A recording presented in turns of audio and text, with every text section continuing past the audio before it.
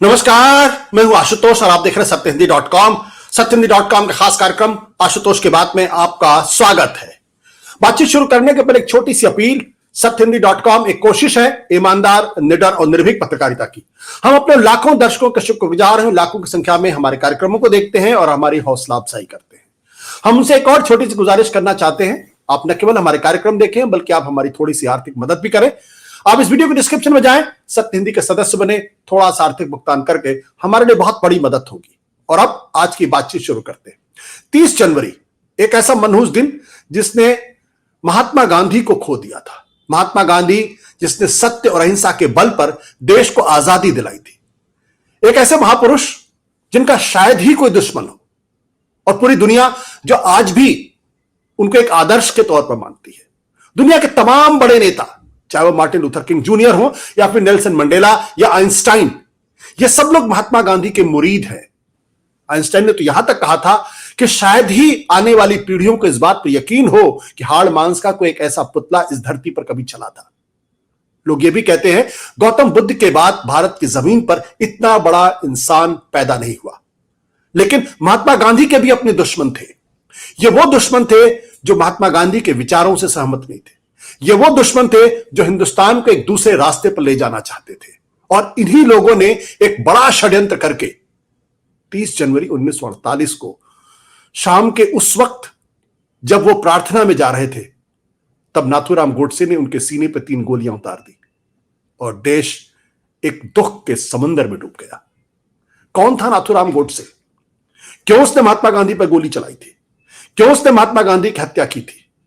और क्यों आज ऐसे लोगों की संख्या बढ़ती जा रही है जो नाथूराम गोडसे को अपना आदर्श कहने में जिनको शर्म नहीं आती और महात्मा गांधी की विरासत को नकारने की कोशिश की जा रही है। आज हम दरअसल बातचीत करेंगे इसी पूरे मसले पर कि महात्मा गांधी की हत्या क्यों की गई, किस लिए की गई, कौन लोग थे इसके पीछे की साजिश क्या थी और क्यों कुछ लोगों को सजा नहीं हो पाई थी। हम बातचीत करेंगे धीरेन्द्र के झा से, जिन्होंने एक बहुत ही मशहूर किताब लिखी है, Gandhi's assassin, the making of Nathuram Godse and his idea of India. Gandhi's assassin, the making of Nathuram Godse and the idea of India. बहुत ही बेहतरीन किताब है। हर वो शख्स जो नाथूराम गोडसे से ज्यादा यह जानने में उत्सुक है कि नाथूराम गोडसे ने क्यों महात्मा गांधी की हत्या की थी, वो कौन से विचार थे, कौन से जहरीले विचार थे जो गांधी से नफरत करते थे। धीरेन्द्र जी, आपका बहुत बहुत स्वागत है हमारे इस विशेष कार्यक्रम में। धीरेन्द्र जी, आपने बहुत ही शानदार किताब लिखी है और आज की पीढ़ी को इस किताब के बारे में पढ़ना चाहिए ताकि उनको अंदाजा लगे कि देश को जिस जहर के समंदर में डाला जा रहा है वो कौन लोग थे। हमारे दर्शकों क्या बताएंगे कि उस दिन क्या हुआ था 30 दिसंबर 1948 शाम को?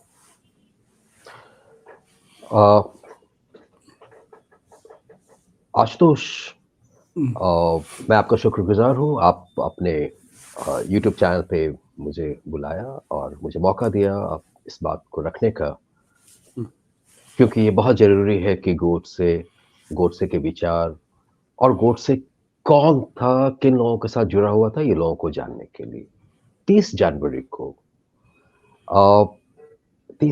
को शाम में 5:17 पे गोडसे ने गांधी जी को गोली मारी।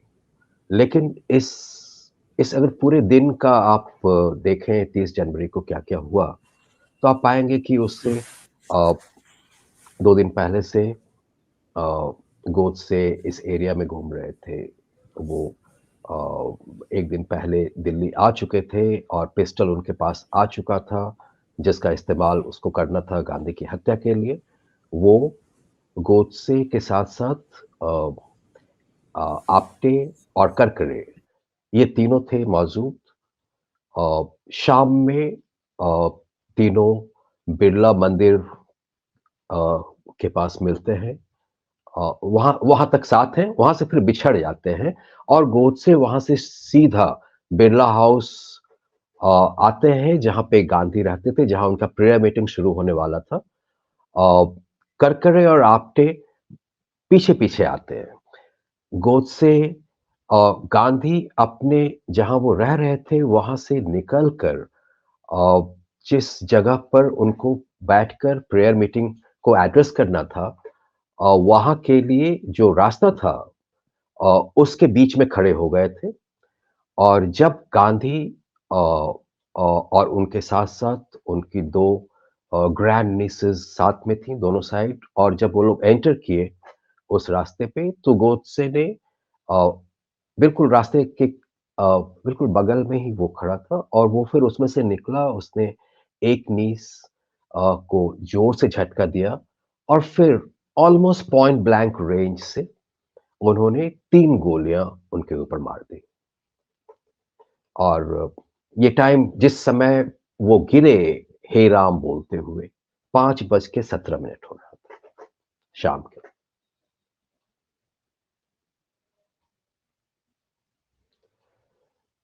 नाथूराम गोडसे ने क्यों गोली मारी थी महात्मा गांधी को? देखिए, इसको समझने के लिए एक एक लंबा इतिहास है। अ, नाथूराम गांधी गांधी को एक एक बड़े ऑब्स्टैकल के रूप में देखा जा रहा था हिंदू राष्ट्र के रास्ते में, और उस ऑब्स्टैकल को हटाना जरूरी है। इसको अगर यूं समझें कि जब से संघ बना और जब से हिंदू राष्ट्र, हिंदुत्व के जो लोग थे जो हिंदू राष्ट्र को अपना एक ऑब्जेक्टिव बना के चल रहे थे, अ, वो लोग पिछले 25 साल से अ, उनका एक एक अपना मुहिम था। जब अंग्रेज छोड़ के भारत जाएगा तो भारत का क्या प्रारूप होना चाहिए, भारत का कैसा रूप होना चाहिए। उनका मानना था कि हिंदू राष्ट्र बनना चाहिए। जो जो नेशनलिस्ट थे, जो फ्रीडम फाइटर्स थे, जिनका सुप्रीम लीडर गांधी जी थे, वो लोग एक दूसरे आइडिया ऑफ इंडिया में विश्वास करते थे। वो भारत को एक सेकुलर डेमोक्रेसी के रूप में एस्टैब्लिश करना चाहते थे। ये जो दो आइडियाज का जो पैरेलल चल रहा था और जो क्लैश हो रहा था बार बार उसका, वो जब आप इंडिपेंडेंस होता है, पार्टीशन होता है, उसके बाद से देखेंगे कि एक डेस्परेशन आ गया जो हिंदू राष्ट्र बनाने वाले फोर्सेस थे उनके अंदर। और सबको पता था कि हिंदू राष्ट्र बनाने वाले जितने भी फोर्स थे, सबको, जितने भी इंडिविजुअल थे उससे जुड़े हुए, सबको पता था कि गांधी जी सबसे बड़े ऑब्स्टैकल हैं इस रास्ते में। तो जब गोडसे ने गोली मारा गांधी जी को, तो बेसिकली वो एक कोशिश कर रहे थे कि इस क्लैश को रिजॉल्व करें, उस ऑब्स्टैकल को हटाकर। ना ये एक प्रोसेस, इस प्रोसेस में ऑब्वियसली अगर गोडसे ये काम नहीं करता तो कोई और करता। हाँ, जितने भी हिंदू राष्ट्र को मानने वाले, हिंदू राष्ट्र एस्टैब्लिश करने वाले लोग थे, सबके दिमाग में ये बैठा हुआ था कि हमको गांधी जी को हटाना है।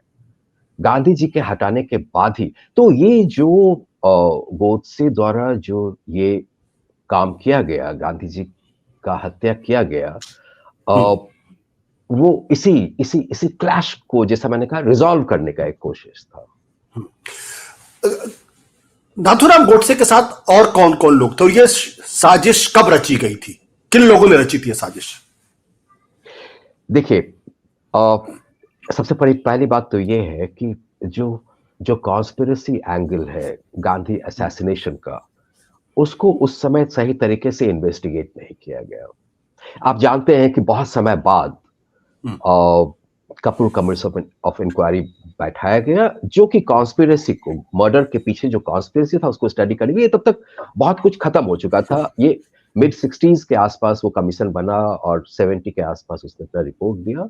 तब तक बहुत सारे जो किरदार थे इस पूरे कॉन्स्पिरेसी के अंदर के, वो या तो खत्म हो चुके थे या फिर एक इंक्वायरी कमीशन के पास बहुत पावर नहीं होता है। तो इसलिए पूरी तरह से उस कॉन्स्पिरेसी के बारे में बता पाना बहुत मुश्किल है। हाँ, कुछ बातें साफ है, और उसमें से जो सबसे अहम बात है वो ये है कि पहली बार गांधी जी एक एक प्रॉब्लम के रूप में दिख रहे थे आरएसएस को, और आरएसएस बहुत ही बेचैन हो रहा था। ये गोलवालकर 8 दिसंबर को दिल्ली के आउटस्कर्ट्स में एक मीटिंग ले रहे हैं अपने लोगों का, संघ के लोगों का, जिसमें वो ये बोलते हैं कि गांधी जी, वो अपना पूरा नाराजगी वो गांधी जी पे जाहिर करते हैं कि भाई गांधी जी जो है, हम किसी हिंदू के ऊपर को क्षति नहीं पहुंचाना चाहते हैं, लेकिन गांधी जी अगर अपना रवैया यही रखेंगे तो we know how to silence him, ये उनका कहना था उसमें ना। ये जो बातें हैं, ये दिल्ली पुलिस के एक सीआईडी वहां मौजूद थे, जिन्होंने ये पूरे रिपोर्ट उन्होंने भेजा, और ये दिल्ली पुलिस आर्काइव में मौजूद है ये ना। 8 दिसंबर को ये होता है।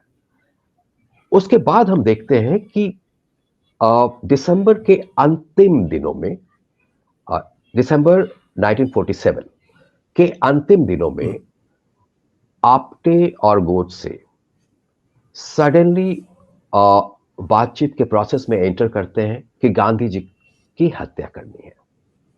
लेकिन उस समय तक ना तो गोडसे ना ही आप्टे इस बात के लिए तैयार थे कि वो उनमें से कोई आगे बढ़ रहा था गांधी जी की हत्या करने, क्योंकि हत्या करने के जो रिपरकशंस होते हैं उससे दोनों डर रहे थे। तो वो किसी को ढूंढ रहे थे जो इस काम को कर दे। मेरे ख्याल से जनवरी 48 के 1 या 2 तारीख को ये दोनों अहमदनगर जाते हैं। ये दोनों पुणे से ऑपरेट कर रहे थे, गोडसे और आप्टे, जहां वो अपना अखबार निकालते थे, अग्रणी, जिसका नाम बाद में हिंदू राष्ट्र हो गया ना। अब ये अहमदनगर जाते हैं, वहां पे करकरे के पास बैठ के इस बात को कर रहे हैं। करकरे बतला रहे हैं कि एक रिफ्यूजी है, मदन लाल पहवा, बिल्कुल यंग लड़का, और वो पाकिस्तान से आया था, जिसकी देखभाल वही कर रहे थे, इन्हीं के लिए वो काम कर रहा था करकरे के पास। और उस समय जनरली एक बात बतला दे आशुतोष आपको कि वो जो समय था पार्टीशन के बाद का, उस समय में जितने भी रिफ्यूजी आ रहे थे उनको सब कुछ छोड़ना पड़ा था। बहुत सारे परेशानियों से जूझते हुए आए थे, और बहुत सारी कुछ हुए थे उनके साथ। तो एक फीलिंग था उनके अंदर गांधी और नेहरू के खिलाफ। हाँ, तो इस फीलिंग का फायदा करकरे ने कहा कि हम ले सकते हैं, हम मदन लाल पहवा को तैयार कर सकते हैं कि वो गांधी की हत्या करे। अब ये 3 लोग इकट्ठा होते हैं। उसके बाद फिर और भी लोग उसमें जुड़ते हैं, जैसे बड़गे आते हैं जो कि आर्म्स डीलर हैं। बड़गे के साथ एक बड़गे के जो असिस्टेंट है वो भी हैं, किश्तैया। और फिर ये प्रोसेस शुरू होता है जिसमें ये वहां से ये लोग निकलते हैं, बॉम्बे आते हैं। बॉम्बे में सावरकर से ही मुलाकात होती है, और फिर पहला अटेम्प्ट, लेकिन जब ये सारी बातें ये लोग पहवा से इन लोगों ने छुपा रखा था, पहवा को बिल्कुल रिवील नहीं किया था। लास्ट दिन 20 तारीख का इनका प्लान था, 20 जनवरी 1948 का इनका प्लान था हत्या का। 19 जनवरी के रात में करकरे पहवा से पूछता है, बतलाता है उसको कि ये प्लान है, तो पहवा मना कर देता है। और उसके फिर अलग कारण है पहवा क्यों मना करता है, लेकिन वो मना कर देता है पर्सनल रीजन से। और फिर एक नया प्लान बनता है, हॉच पॉच प्लान होता है, वो नहीं हो पाता है। उसके बाद सभी लोग भागते हैं। मतलब धीरेन्द्र जी, आपके कहने का मतलब ये कि पहले मदन लाल पहवा को महात्मा गांधी को गोली मारनी थी, जब उसने मना कर दिया तब फिर प्लान बी पे काम किया गया। जी, उसने मना करने के बाद एक 20 तारीख के लिए उसमें आप्टे इंस्ट्रूमेंटल थे, एक हॉच पॉच प्लान बनता है, वो प्लान फेल हो जाता है, और फिर सभी लोग भागते हैं। बाद में दोबारा से आप्टे और गोडसे आपस में बातें कर रहे हैं, और फिर यह तय होता है कि गोडसे अब गोली मारेगा। हाँ, और उस समय उसके बाद करकरे भी उसमें शामिल हो जाते हैं, और फिर फाइनली पिस्टल का सर्च शुरू हो जाता है, और ये ग्वालियर जाते हैं। फिर उस शाम को 30 जनवरी की शाम को हत्या होती है गांधी की। ये चारों लोग मिलते कैसे हैं? इनको मिलाने वाला क्योंकि ये भी कहते हैं कि जब आखिरी बार जब ये लोग सावरकर के पास गए थे तो इसमें सावरकर की भूमिका कितनी थी? देखिए अगेन ये हमने कहा कि इन्वेस्टिगेशन का अभाव उस समय में कॉन्स्पिरेसी एंगल को इन्वेस्टिगेट नहीं कर पाना, ये एक बहुत ही एक एरिया है जिसपे कि जिसके कारण हमको बहुत कुछ नहीं पता चल पाया और इसीलिए सावरकर को बेनिफिट ऑफ डाउट उस समय मिल गया। हालांकि जब कपूर कमीशन ऑफ इंक्वायरी जब बैठा तो उसने अपनी रिपोर्ट में कहा कि नहीं, सावरकर एक की प्लेयर थे उस पूरे चीज में, उस पूरे माहौल में। लेकिन हम इस बात को स्ट्रेस करना चाहेंगे कि सावरकर के बारे में कपूर कमीशन ने बिल्कुल कहा, लेकिन कपूर कमीशन का भी इंक्वायरी कंप्लीट इंक्वायरी नहीं था। उसने भी उन सारे तथ्यों को नहीं देखा जिनको देखा जाना चाहिए था। मसलन आरएसएस के अंदर क्या हो रहा था, गांधी असैसिनेशन के बाद आरएसएस का जो हेडक्वार्टर है नागपुर, वहां से जिन पेपर्स को सीज किया गया उन पेपर्स को क्यों नहीं देखा गया? ये क्यों नहीं देखा गया कि गोडसे जहां एक तरफ सावरकर के शिष्य थे, सावरकर के प्रोटेजी थे, वहीं दूसरी तरफ काशीनाथ भास्कर लिमय के प्रोटेजी थे और काशीनाथ भास्कर लिमय संघ के बहुत ही इंपॉर्टेंट आदमी थे। जो बॉम्बे प्रेसिडेंसी था उसका संघ चालक थे। आप समझ लीजिए कि उन दिनों में बॉम्बे प्रेसिडेंसी कितना इंपॉर्टेंट था संघ के ओवरऑल सिस्टम के अंदर। इसको भी नहीं देखा गया कि भाई जब गोलवलकर ने दिल्ली में बोला 8 दिसंबर को, तो उसके क्या क्या रिपरकशंस पॉसिबल थे। कपूर कमीशन ने इनमें से किसी भी तथ्य को नहीं देखा, इसलिए वो इन्वेस्टिगेशन अभी भी अधूरा है। बट सावरकर को क्यों अरेस्ट किया गया था?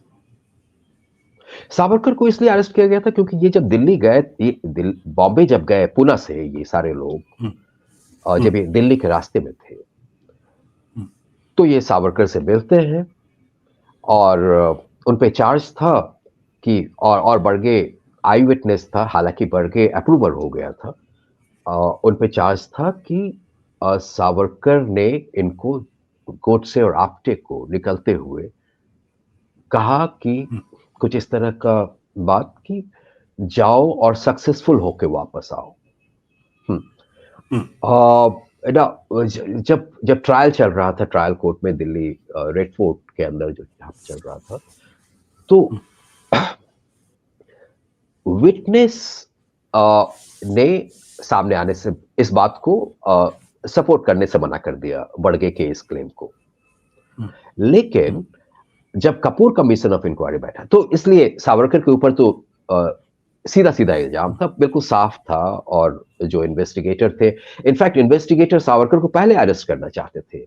जब 20 जनवरी का घटना हुआ उसके तुरंत बाद अरेस्ट करना चाहते थे और उस समय मोरारजी देसाई ने मना कर दिया था अरेस्ट करने से। ये 20 के बाद की बात है, 30 अभी नहीं आया है, 30 जनवरी। हाँ, तो लेकिन जो इन्वेस्टिगेटर थे उनको, जो चीफ इन्वेस्टिगेटर थे, उनको शुरू से शक था सावरकर पे। और तो ये जितने भी लोग थे जो कि पूना से बॉम्बे आते हैं, बॉम्बे से दिल्ली आते हैं, वो उसमें जो इन्वॉल्व थे, उस इन्वॉल्वमेंट के बेसिस पे सावरकर पे केस बना था। फिर सावरकर को बाइज्जत बरी कर दिया गया था? बिल्कुल, क्योंकि बेनिफिट ऑफ डाउट उसको मिला, क्योंकि विटनेस ने बर्गे के बात को सब्सटैंशिएट नहीं किया ट्रायल के दौरान। विटनेस तो टेक्निकल ग्राउंड पे सावरकर बरी हुए थे। बिल्कुल। गोडसे और सावरकर का क्या रिश्ता था? देखिए, गोडसे 1929 में गोडसे मैट्रिक फेल करके अपने पिताजी के पास चले जाते हैं। उनके पिताजी का ट्रांसफर रत्नागिरी में होता है और उनके घर के कुछ ही दूर पे सावरकर रह रहे थे। सावरकर को 1924 के जनवरी में उनको जेल से रिहा मिल गया था, जब आपको पता है कि कई मर्सी पिटीशंस लिखने के बाद और फिर वो वहां पे रह रहे थे। तो वो उसके इन्फ्लुएंस में आते हैं, उनसे मिलने जाते हैं, उनके इन्फ्लुएंस में आते हैं। और सावरकर का जो ओवरऑल पॉलिटिक्स था हिंदुत्व का, उसमें उस वो पूरा जो ग्रुप था वो ब्राह्मण्स का ग्रुप था, जिसमें चित्पावन ब्राह्मण्स बहुत डोमिनेट कर रहे थे। ये सारे लोग अपने आप को पेशवा अ, के लाइन को आगे बढ़ाने वाले मान रहे थे, और इसलिए हिंदू राष्ट्र की भी बात कर रहे थे। और गोडसे भी चित्पावन ब्राह्मण थे। तो एक जो कास्ट एफिलिएशन जो होता है वो भी था। और एक बहुत ही वो उस समय में गोडसे जो है बहुत ही क्लियर नहीं है। वो बस कुछ महीनों से गांधीयन मूवमेंट जो बिल्डअप हो रहा था, सिविल डिसोबीडियंस से पहले का जो प्रोसेस था, सिविल डिसोबीडियंस मूवमेंट जो 1930 में हुआ, उससे पहले का जो बिल्डअप हो रहा था चारों तरफ, उसमें पार्टिसिपेट कर रहा था गांधीयन मूवमेंट में गोडसे। लेकिन एक बार सावरकर के इन्फ्लुएंस में आने के बाद गोडसे सावरकर के किताबें पढ़ने लगे, सावरकर की बातें सुनने लगे। वहाँ पे एक कास्ट एफिलिएशन भी था, ग्रुप भी अपना-सा लग रहा था। और फिर इस तरह से वो उनके इन्फ्लुएंस में आते हैं धीरे-धीरे। लेकिन ये इन्फ्लुएंस बहुत लंबा नहीं चलता है। 1932 में वो अलग हो जाते हैं, क्योंकि वो अपने ज़िंदगी जीने के लिए बहुत सारे कामों के करने के इश्यू पे लग गए थे। 34 में वापस सांगली आते हैं गोडसे, जब उनके पिताजी रिटायर कर चुके हैं और सांगली शिफ्ट कर चुके हैं।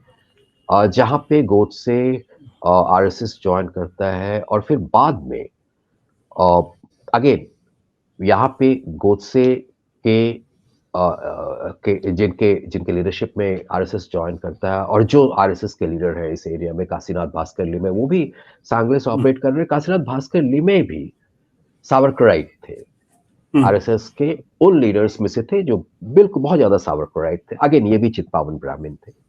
और बाद में जब 37 में सावरकर बाहर आते हैं, मई 1937 में, जब उनका डिस्ट्रिक्ट के अंदर जो उनको कन्फाइंड रहने के लिए कहा गया था, वो रेस्ट्रिक्शन हटा लिया जाता है, और पॉलिटिक्स में पार्टिसिपेट नहीं करने का जो रेस्ट्रिक्शन था वो भी हटा लिया जाता है। तब फिर वो और भी अब वो दोनों के साथ क्लोज है, एक तरफ गोडसे, एक तरफ आरएसएस, दूसरी तरफ सावरकर। और दोनों में अंतर नहीं है। इनफैक्ट हिंदू महासभा के लोग आरएसएस के मेंबर होते थे, और पोस्ट भी आरएसएस के भी लोग हिंदू सभा में होते थे। और सावरकर सुप्रीम आइडियोलॉग माने जाते थे। उन्हीं के लिटरेचर को इनके आरएसएस के क्लासेस में पढ़ाया भी जाता था। हाँ, तो सभी लोग फॉलोअर थे, लेकिन गोडसे कुछ ज्यादा ही क्लोज थे, गोडसे और काशीनाथ भास्कर लिमे। तो ये जब जब ट्रायल चल रहा था, तो एक चीज बार बार कही जाती है कि सावरकर और गोडसे जब ट्रायल के समय आते थे, जब मुकदमे के समय आते थे, तो उस मुकदमे में सावरकर ने कभी भी गोडसे की तरफ नहीं देखा, और यह बात गोडसे को हमेशा चुभी, बहुत तकलीफ हुई इस बात को लेकर। वो क्या प्रकरण था? देखिए, पीएल इनामदार एक लॉयर थे। वो जो डिफेंस लॉयर्स का जो ग्रुप था, उसके एक सदस्य थे। दिल्ली में जब ट्रायल चल रहा था, तो उस समय वो परचूरे के लॉयर थे। और धीरे धीरे, क्योंकि परचूरे ने उसको कह रखा था कि गोडसे पे विश्वास मत करना। ऑब्वियसली वो हिंदू महासभा बैकग्राउंड नहीं था उनका, वो इंडिपेंडेंटली आए थे।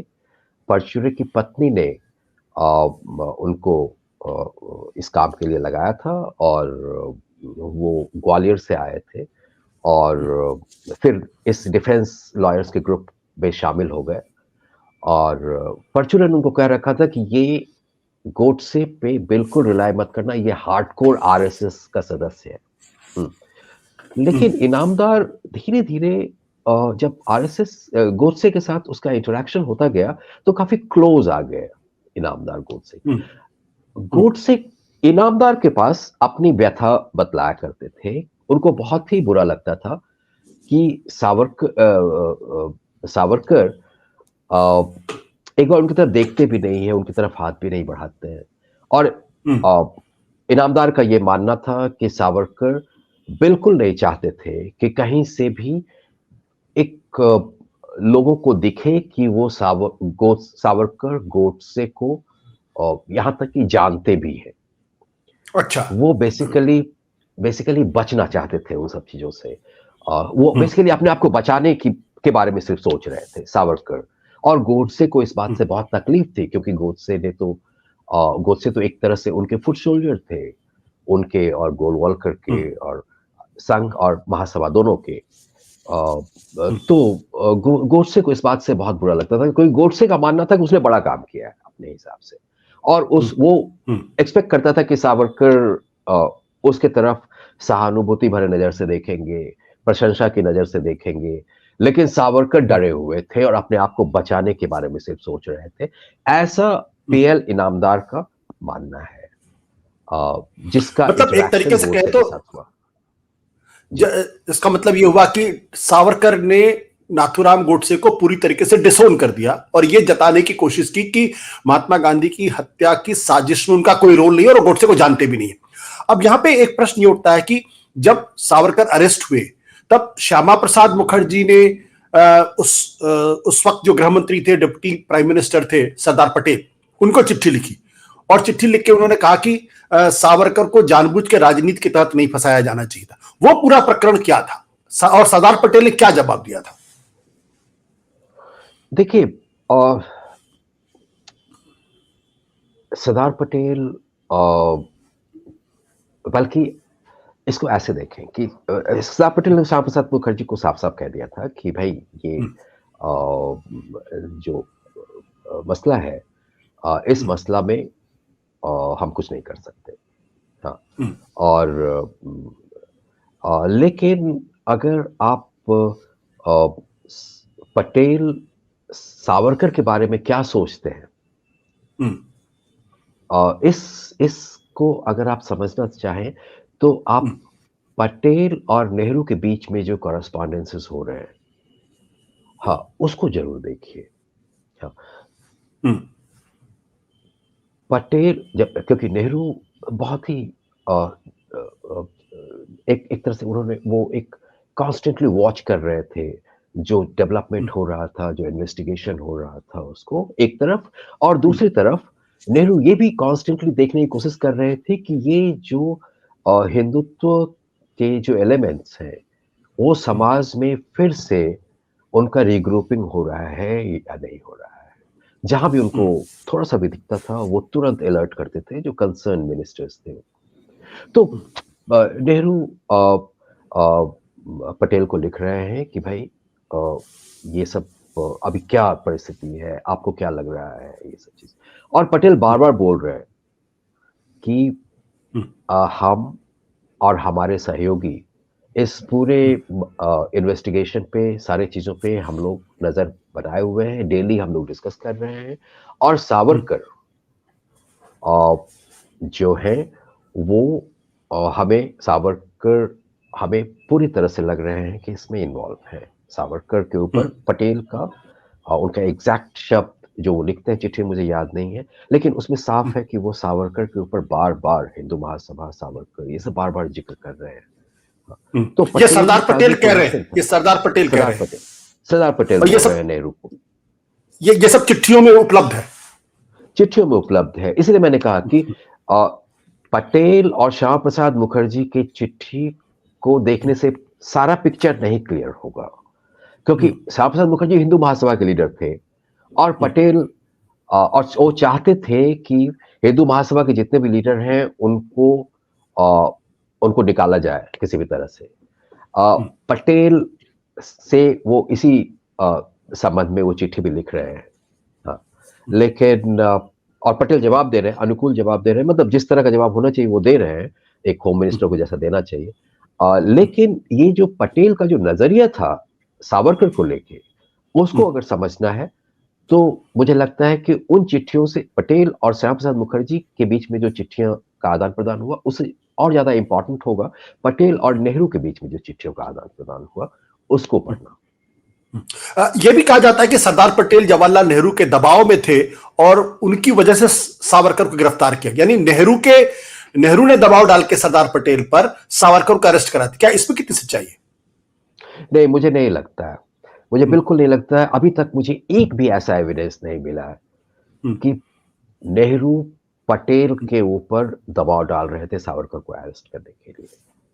एक भी एविडेंस मुझे नहीं मिला है इस तरह का। एक भी हाँ, एविडेंस नहीं इस तरह की मिला। हाँ, बात एक भी एविडेंस नहीं मिला है। हम सिर्फ ये सब बातें सुनते हैं संघ के लोगों की तरफ से और इधर-उधर से, लेकिन एविडेंस एक भी नहीं है। बट ये तो सच्चाई है कि नाथूराम गोडसे और सावरकर के बीच में अंतरंग रिश्ते थे। अंतरंग का मतलब क्लोज फ्रेंड्स थे या क्लोज, जिसे कहते हैं ना कि मास्टर एंड द डिसाइपल का रिलेशनशिप था। बिल्कुल था। लेकिन लेकिन आप ये जान लीजिए कि गोडसे को हमेशा उसको हमेशा कोई लीड करने वाला चाहिए। गोडसे ओवर कॉन्फिडेंट नहीं था कभी भी। हाँ, वो ओवर एक्साइटेड जरूर रहता था बातों को लेके, लेकिन वो उसके अंदर कॉन्फिडेंस का कमी था। तो उसको हमेशा कोई ना कोई लीड करने वाला चाहिए। आप देखेंगे कि शुरू में सावरकर उसको लीड कर रहा है। बाद में उसके बाद काशीनाथ भास्कर लेमैया उसको लीड कर रहे हैं। बाद में आप्टे के साथ उसकी घनिष्ठता बढ़ती है और अब आप्टे उसको लीड करने लगा। सावरकर भी लीड कर रहा है, काशीनाथ भास्कर भी लीड कर रहे हैं। तो उसको तो आप अगर उसके संबंधों को देखना चाहें तो उसके साइकोलॉजी को समझना ज़रूरी है। उस साइकोलॉजी के बेसिस पे ही उसके संबंधों को समझा जा सकता है। आपने बड़ी दिलचस्प बात अपनी किताब में लिखी है कि नाथूराम नाम क्यों पड़ा नाथूराम गोडसे का। और शुरू में उसका लालन पोषण जो हुआ था वो एक लड़की के तौर पे हुआ था। वो जरा हमें दर्शकों को एक्सप्लेन करेंगे। देखिए, नाथूराम गोडसे के जन्म से पहले जितने भी एक बहन जिंदा थी, लेकिन जितने भी उससे पहले नाथूराम गोडसे के माँ पिताजी को जितने भी पुत्र प्राप्त हो रहे थे, सारे पुत्र का इन्फेंसी में ही डेथ हो जा रहा था। हाँ, बहुत ही छोटे उम्र में ही। और सिर्फ एक बेटी बची हुई थी। तो और ये प्रथा बहुत सारे जगहों पे है कि बेटा जब पैदा होता है और अगर उससे पहले अ, अ, बेटों का इन्फेंसी में डेथ हो जा रहा है, तो बेटा का लालन-पालन वो बेटी के रूप में करते हैं। बेसिकली आइडिया ये होता है कि हम ट्रिक कर रहे हैं फेट के साथ। तो इस तरह से उसको एक लड़की के रूप में मतलब आपके कहने का मतलब ये कि नाथूराम गोडसे के पैदा होने के पहले उनके माँ बाप के जो लड़के पैदा होते थे उनकी बचपन में ही डेथ हो जाती थी। डेथ हो जाती तो थी, बिल्कुल सही हाँ, कहा। तो उनको लगा कि उसकी लड़की जो उनकी बहन पैदा हुई थी वो जिंदा थी। तो नाथूराम गोडसे जब पैदा हुए तो उनके माँ बाप ने उसको लड़की के तौर पर पाला पोसा ताकि वो जिंदा रह सके। ये आपके कहने का मतलब। बिल्कुल, बिल्कुल। तो हाँ, हाँ। तो इस तरह से जी, सॉरी। हाँ, तो इसका नाथूराम गोडसे की साइकोलॉजी पे क्या असर था? आपने बड़ी बेहतरीन तरीके से अपनी किताब में इसका जिक्र किया है। जी, तो ये चीज़ ये इम्पोर्टेंट है क्योंकि कोई भी पर्सनैलिटी जो बनता है, कोई भी आदमी, महिला, कोई भी जब ग्रोन फेज़ में जब इमर्ज करता है, तो उसके बहुत सारे जो ट्रेट्स हैं, उसके अपने रूट्स होते हैं। और नाथूराम गोडसे का जो चाइल्डहुड है एक लड़की के रूप में, हम देखते हैं कि उसका इम्पैक्ट साफ है। वो कॉन्स्टेंटली बाद के फेज में वो अपने आप को प्रूव करना चाहता है, अपने आप को एक मैस्कुलिन एक मैस्कुलिन सिंबल के रूप में एस्टैब्लिश करना चाहता है। एक मर्द के तौर बहुत पे। ही मर्द के तौर पे एस्टैब्लिश करना चाहता है।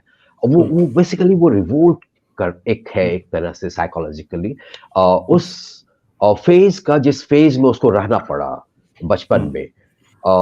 दूसरी तरफ हम देखते हैं कि वो महिलाओं के बीच में बहुत ही कंफर्टेबल नहीं महसूस कर रहा है, बहुत ही ऑकवर्ड महसूस कर रहा है महिलाओं के बीच में वो। और इनफैक्ट एक इंस्टेंस है जिसमें कि नाथूराम गोडसे को माइग्रेन था, कई बार बहुत ज़्यादा हो जाता था। तो वो ऑलमोस्ट बेहोशी की हालत में हो गया था और आप्टे उसको लेके हॉस्पिटल में ले जाता है और जब उसको होश आता है और अपने आप को नर्सों से घिरा हुआ पाता है, तो वो इतना ज्यादा अनकंफर्टेबल हो जाता है कि बस वो बिस्तर पे पड़ा हुआ चादर अपने आप को लपेटता है और वहां से भाग जाता है। हम्म, तो महिलाओं के बीच वो बिल्कुल कंफर्टेबल नहीं महसूस कर रहा है नाथूराम गोडसे ना। ये सारी चीजें जो है कहीं ना कहीं जो बचपन का जो इम्पैक्ट है उसके साइकोलॉजी के ऊपर कहीं ना कहीं उससे जुड़ा वो हुआ लगता है।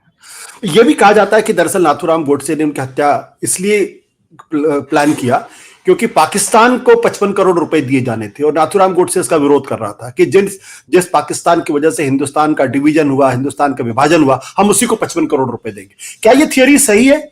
या ये भी कहा जाता है कि दरअसल नाथूराम गोडसे की इस 30 जनवरी के पहले भी कई बार महात्मा गांधी के ऊपर हत्या की कोशिशें की गई थी। ये जो 55 करोड़ का मसला है, हाँ। ये सरासर झूठ है। ये उन मिथकों में से एक मिथक है जो हिंदुत्व के लोग बार बार बनाते रहे हैं। हुआ क्या था? ये 55 करोड़ आया कहां से? जब गांधी जी भूख हड़ताल पे बैठते हैं उस समय में ये 55 करोड़ का मसला आता है। लेकिन ये 55 करोड़ का मसला तो गांधी जी के भूख हड़ताल पे बैठने के 1 या 2 दिन के बाद ही रिजॉल्व हो गया था। फिर गांधी जी अपना भूख हड़ताल क्यों कंटिन्यू करते हैं? गांधी जी भूख हड़ताल, मेरे ख्याल से ये 55 करोड़ वाला जो मसला था, ठीक है, गांधी जी का एक पोजीशन था इसके ऊपर। गांधी जी का कहना था कि भाई जो भी जो कमिटमेंट है वो कमिटमेंट हमें पूरा करना चाहिए पाकिस्तान के साथ। देश का बंटवारा हुआ था और ठीक है, नेहरू के कैबिनेट में कुछ डिफरेंसेस थे इस मुद्दे पे, लेकिन गांधी जी भूख हड़ताल पे बैठते हैं 13 तारीख को और मेरे ख्याल से 14 या 15 को रिजॉल्व हो जाता है ये चीज। लेकिन गांधी जी का जो पूरा का पूरा भूख हड़ताल का जो कारण था वो कारण तो मौजूद था। दिल्ली में जो जगह जगह पे मुस्लिम्स दंगे हो रहे थे।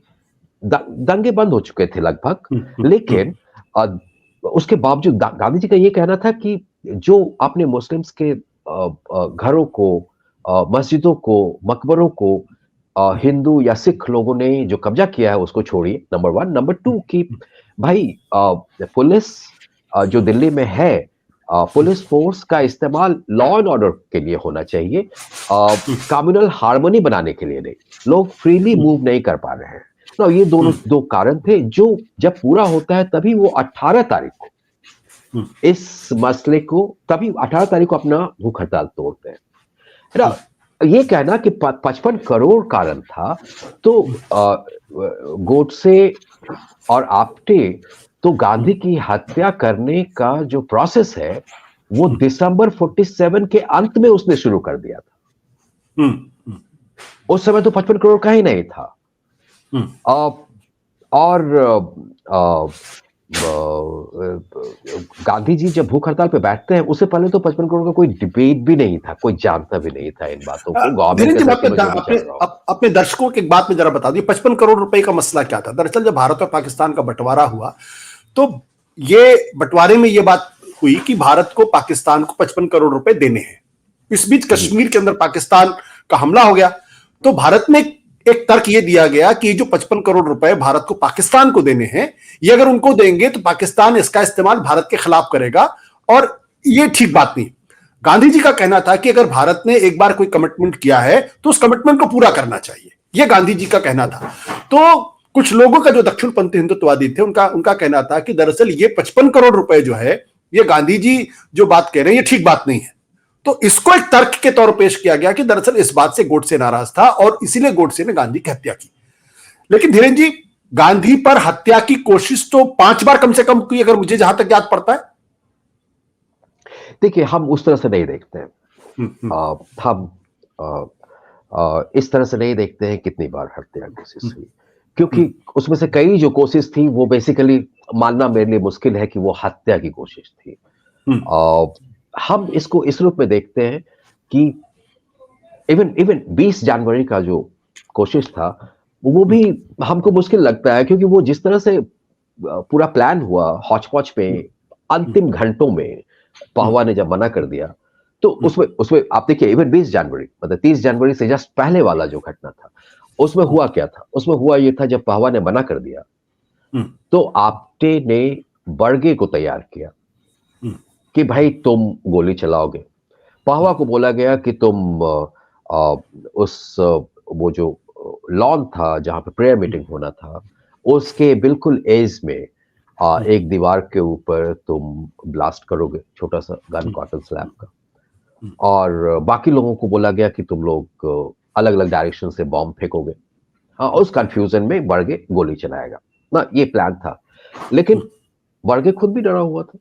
बर्गे ने पिस्टल पहले ही जो टैक्सी ये लोग लेके गए हुए थे, उस टैक्सी के अंदर रख दिया था, बॉम्ब भी रख दिया था, कुछ भी लेके नहीं गया था अंदर। हाँ, तो ये भी जो कोशिश है वो ऐसा कोशिश नहीं था। हम इसको ऐसे देखते हैं कि ये जो पिछले 25 साल से जो दो आइडिया का क्लैश था, वो क्लैश कहीं कहीं पे फूट रहा था। और वो बिल्कुल सीरियस तरीके से जब फूटा है, तो वो 30 जनवरी को फूटा है, जहां गांधी की हत्या कर दी गई।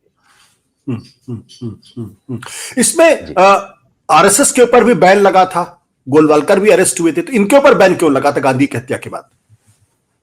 देखिए, इसके लिए जरूरी है कि जो गवर्नमेंट ऑफ इंडिया ने जो कम्युनिके जारी किया था बैन से जुड़ा हुआ, उसको जरूर देखना चाहिए लोगों को। गवर्नमेंट उस कम्युनिके का कहना, उसमें आप पढ़ेंगे, उसमें लिखा है कि इंडिपेंडेंस एंड पार्टीशन के बाद से जो कम्युनल दंगे और कम्युनल टेंशन जो शुरू हुए, उसमें आरएसएस का इन्वॉल्वमेंट है। ये वो टेंशन थे जो कल्मिनेट करता है गांधी की हत्या में ना, ये कारण था उसमें। तो इसलिए बैन किया गया। पैरामिलिट्री फोर्सेस, ये सॉरी, जो प्राइवेट जो मिलिशिया था, उसको बैन किया गया था।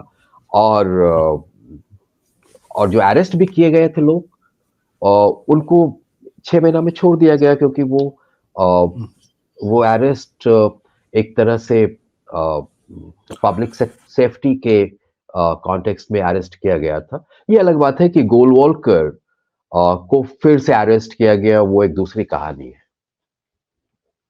जी, क्या गोडसे कभी आरएसएस का मेंबर था? गोडसे 1934 में वो आरएसएस का मेंबर बना, सांगली में। और तब से लेके फांसी के फंदे पे जाते समय तक वो आरएसएस का मेंबर रहा। बट संघ के लोगों का यह कहना था कि गोडसे आरएसएस का मेंबर जरूर था, लेकिन बहुत पहले वो संघ छोड़ चुका था। संघ के लोगों ने तो शुरू में ये कहा था कि गोडसे का आरएसएस से कभी कोई लेना देना नहीं रहा। जब गांधी की हत्या होती है 30 जनवरी 1948 में, तो उसके बाद 2 फरवरी 1948 को बॉम्बे के जो संघ चालक थे, उनका स्टेटमेंट आता है, जिसमें वो कहते हैं कि गोडसे कभी भी, कहीं भी, किसी भी समय में संघ से जुड़ा हुआ नहीं था। बाद में जब गोडसे ने अपने ट्रायल के दौरान ये कहा कि वो आरएसएस ज्वाइन किया, और फिर उसने आरएसएस छोड़ दिया और हिंदू महासभा ज्वाइन कर लिया, तो फिर इसने एक आधार बना दिया आरएसएस के लोगों को अपना इस स्टेटमेंट को बदलने का, जिसके बाद ये लोग बोलने लगे कि भाई गोडसे ज्वाइन किया था लेकिन छोड़ दिया था ना। गोडसे का अगर हम ट्रायल का स्टेटमेंट देखें तो पाएंगे कि गोडसे एक एक करके सारे इंडिविजुअल जो को एक्यूज्ड हैं सबको बरी कर रहा है। गोडसे सारे ऑर्गेनाइजेशंस जिसके साथ वो जुड़ा रहा, चाहे वो आरएसएस हो या हिंदू महासभा हो, सबको वो बरी करने की कोशिश कर रहा है। वो इस बात को एस्टैब्लिश करने की कोशिश कर रहा है कि अकेला मैं ही रिस्पॉन्सिबल था। वो तो यहां तक कहता है कि मैंने ये बात इवन आपके से शेयर नहीं किया था। हाँ ना, ये सब क्लेम्स है उसके।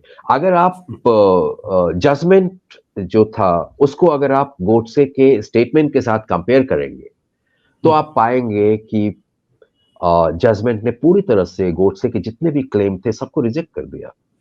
हाँ, तो बाकी जो रिजेक्शन है उसको तो हम रिजेक्शन मान ले, लेकिन गोडसे का ये कथन कि उसने आरएसएस छोड़ दिया था और हिंदू महासभा ज्वाइन कर लिया था ना, इस क्लेम को रिजेक्शन को हम रिजेक्शन नहीं माने, जजमेंट के द्वारा जो रिजेक्शन हुआ, तो ये तो बड़ी अजीब सी बात है। तो जबकि सच्चाई ये है जी, जबकि सच्चाई ये है, सॉरी जी, आप किस आधार पे ये कहते हैं कि अंतिम समय तक गोडसे आरएसएस का मेंबर था? देखिए, ये मैं नहीं कह रहा हूं, गोपाल गोडसे जो इसके छोटे भाई थे, नाथूराम गोडसे थे जी, वो भी उसमें कन्विक्ट हुए थे गांधी हत्या में। उनको आजीवन कारावास हुआ था और कारावास से निकलने के बाद उन्होंने एक किताब भी लिखा और वो बोलते रहे, इंटरव्यू देते रहे अपने डेथ तक। वो इंटरव्यू देते रहे कि इवन 1990s के दौरान वो इंटरव्यू दे रहे हैं। फ्रंटलाइन में भी छपा है 1994 में उनका लंबा इंटरव्यू, जिसमें वो बोल रहे हैं कि भाई गोलवॉलकर, आरएसएस, ये सभी घबराए हुए थे और बहुत ही परेशानी की हालत में थे, और इसलिए नाथूराम गोडसे ने कहा कि उसने आरएसएस छोड़ दिया था। सच्चाई ये है कि उसने आरएसएस कभी नहीं छोड़ा था, और सिर्फ गोडसे, नाथूराम गोडसे नहीं बल्कि सारे भाई इंक्लूडिंग गोपाल गोडसे, उन सारे भाई आरएसएस, उनके इन सबको, इनके लिए एक तरह से दूसरा घर था। ये लोग हमेशा आरएसएस में रहे, आरएसएस के मेंबर रहे अंत तक। ये गोपाल गोडसे का कहना था ना। इसको बीजेपी या आरएसएस के लोगों ने हमेशा खारिज किया, इसको रिजेक्ट किया। लेकिन अगर आप थोड़ा सा आर्काइवल रिकॉर्ड्स के बेसिस पे बात करें तो ना, गोडसे का ये कहना कि उसने आरएसएस ज्वाइन किया, फिर उसने आरएसएस छोड़कर हिंदू महासभा ज्वाइन कर लिया। तो सवाल ये उठता है कि भाई उसने कब हिंदू महासभा ज्वाइन किया, ताकि हम ये एस्टैब्लिश कर सकें कि वो उस समय में छोड़ दिया होगा। 1938 में गोडसे हिंदू महासभा के लीडर के रूप में निजाम के खिलाफ जो एक मूवमेंट हिंदू महासभा, आर्य समाज वगैरह चला रहे थे, उसमें हिंदू महासभा के लीडर के रूप में वो वहां पे प्रवेश कर रहा है, नाथूराम गोडसे। इनफैक्ट वो पहला दस्ता को लीड करने वाला व्यक्ति था, नाथूराम गोडसे, जो हैदराबाद में जाता है और अरेस्ट देता है। तो इसका मतलब है कि 38 में उसने छोड़ दिया था।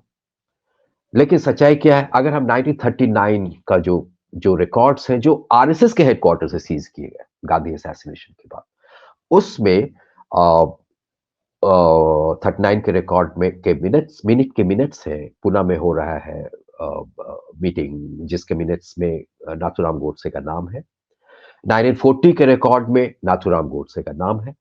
अगर उसने 38 में छोड़ दिया तो आरएसएस के मीटिंग में 1939 में क्या कर रहा था गोडसे, 1940 में क्या कर रहा था गोडसे। उसके बाद आप आगे भी देखेंगे 1942 में हिंदू राष्ट्र दल बनता है, हाँ, जो कि एक जॉइंट वेंचर है आरएसएस का और हिंदू महासभा का। हिंदू महासभा के भी कुछ टीचर उसमें मौजूद हैं उसके क्लासेस के लिए, और आरएसएस के भी टीचर्स उसमें मौजूद हैं।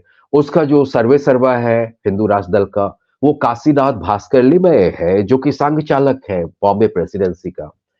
और उसमें जो दो मेन इंपॉर्टेंट आदमी बनाए गए जो उसके ऑर्गेनाइजर के रूप में, उसमें एक गोडसे, एक आपटे जो कि हिंदू महासभा बैकग्राउंड से आ रहे हैं, गोडसे जो हिंदू महासभा और आरएसएस दोनों को रिप्रेजेंट कर रहे हैं। सारे उसके जो मेंबर्स हैं वो स्वयं सेवक हैं। तो आप यहां भी देखेंगे कि जॉइंट वेंचर हो रहा है, आरएसएस उसमें, गोडसे उसमें पार्टिसिपेट कर रहा है बहुत ही इंपॉर्टेंट तरीके से। तो ये प्रक्रिया चलता रहता है, यहां तक कि फांसी पे जाने से पहले गोडसे जो आरएसएस का प्रेयर है उसका पहला 4 पंक्ति गाते हुए फांसी के फंदे पे जाता है ना। अगेन ये भी इंपॉर्टेंट है, 1939 से पहले जो प्रेयर था आरएसएस का वो मराठी में था।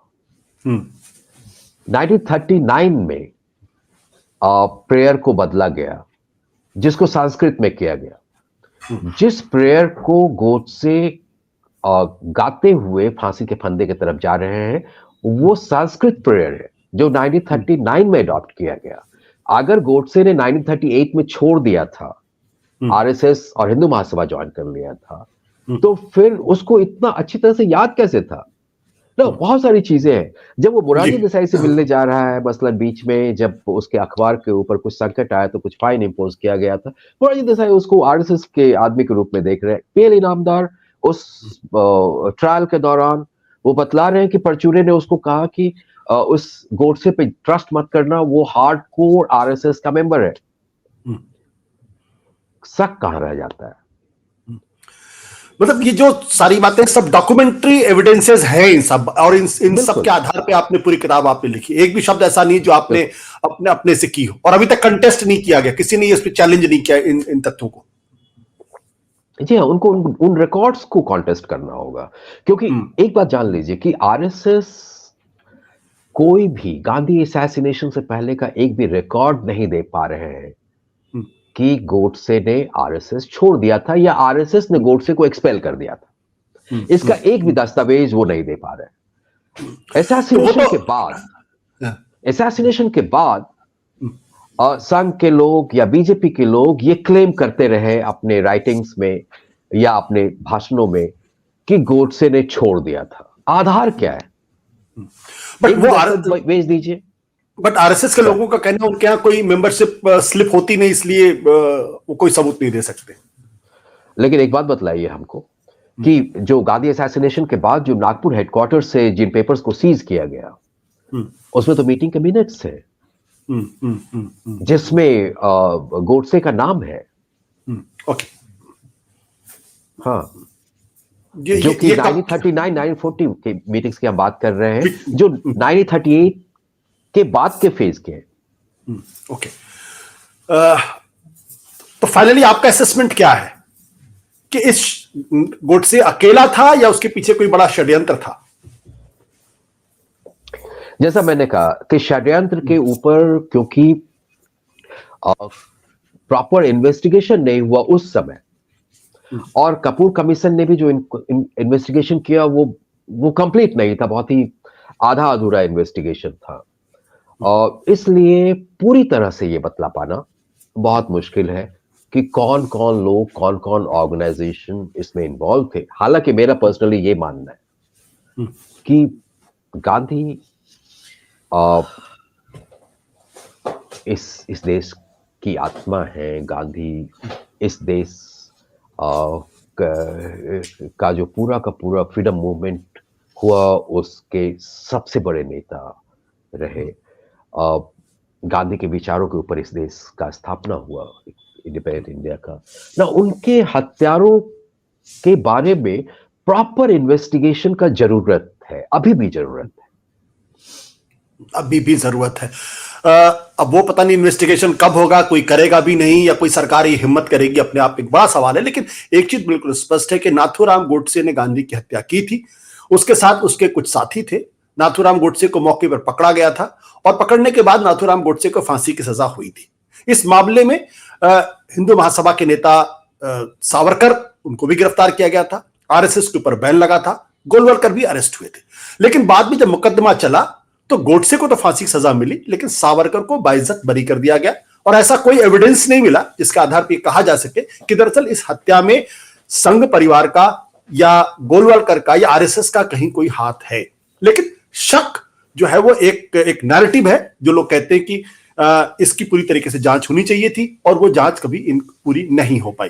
ये भी जो लोग कहते हैं कि दरअसल सरदार पटेल नेहरू के दबाव में थे और इस वजह से सावरकर को गिरफ्तार किया गया था, या आरएसएस के ऊपर बैन लगा था, या गोलवलकर को जेल भेजा गया था, इस बात में कोई दम नहीं है, क्योंकि बाकायदा चिट्ठियां उपलब्ध है जहां खुद सरदार पटेल ने अपने जीवन में चीजों को स्पष्ट तौर पर सामने रखा। उम्मीद है कि धीरेन्द्र के झा साहब ने जो इन्वेस्टिगेशन किया और बहुत ही बेहतरीन किताब जो उन्होंने लिखी, उसमें इन सब चीजों पर बहुत ब्यौरेवार डिटेल्स हैं और हर चीज के तथ्य मौजूद हैं, और अभी तक उन तथ्यों को किसी तरीके से चुनौती नहीं दी जा सकी है। बहुत बहुत शुक्रिया धीरेन्द्र जी हमसे बातचीत करने के लिए, और उम्मीद है हमारे दर्शकों को 30 जनवरी की इस घटना के बारे में, गांधी जी की हत्या के बारे में नए सिरे से सोचने और समझने का मौका मिलेगा। और अगर आप इस किताब को पढ़ेंगे तो जरूर आपको और बहुत सारे तथ्य सामने आएंगे। Thank you sir, thank you so much. Thank you.